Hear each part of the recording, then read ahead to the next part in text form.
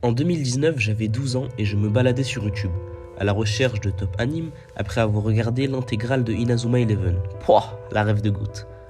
Je pars à la recherche d'animes de sport tout aussi incroyables et motivants, et je n'étais vraiment pas prêt. Je ne savais pas que j'allais tomber sur, selon moi, le plus grand classique du manga de sport. Entre bagarres stratégiques et titanesques, sentimentalité et réalisme, masculinité et morale, Hajime no Ippo soulève une question importante selon moi, c'est quoi être fort ?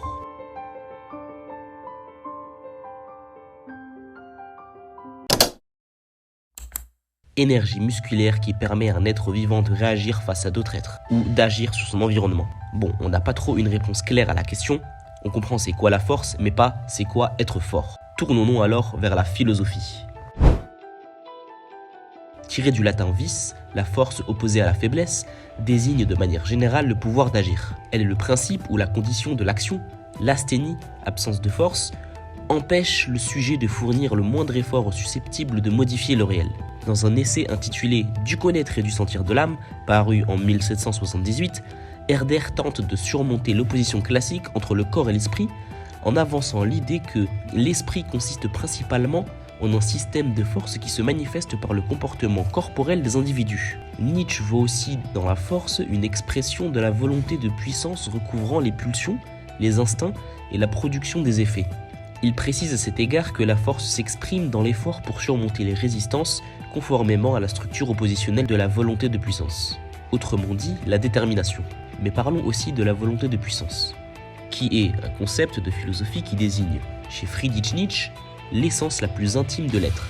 Il s'agit d'une pulsion fondamentale de l'homme qui cherche l'accroissement de la puissance. La volonté de puissance peut être positive, c'est-à-dire créatrice, exaltant la vie, ou alors négatif, c'est-à-dire être animé par le ressentiment, la haine, la volonté de nuire ou de dégrader.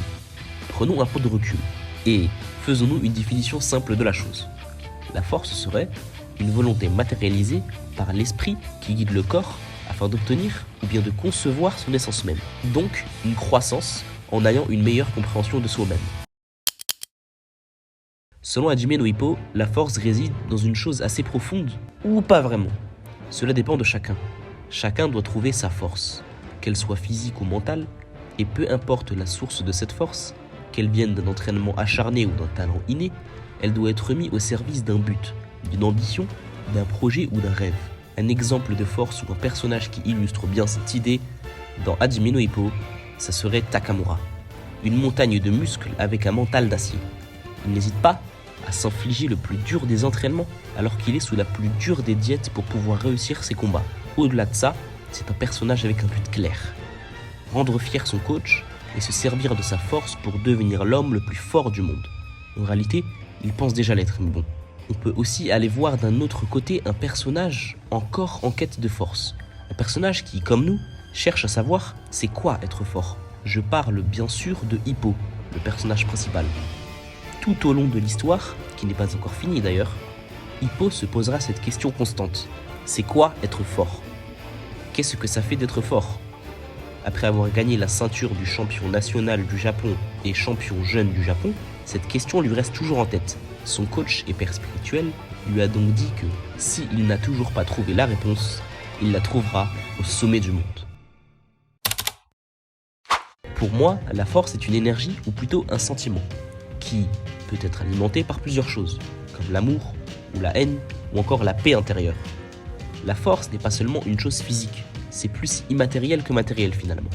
Je pense même que la force de l'esprit vaut mieux que la force du corps. Le meilleur usage de la force est bien sûr pour faire le bien, et elle doit être mise au service des autres. Mais soyons-en sûrs, il y aura toujours une part d'ombre, et beaucoup de personnes n'utiliseront pas la force pour les bonnes raisons, ou alors l'utiliseront mal. Notre force commence à l'intérieur. Elle n'attend que d'être exprimée. Alors cherchons-la.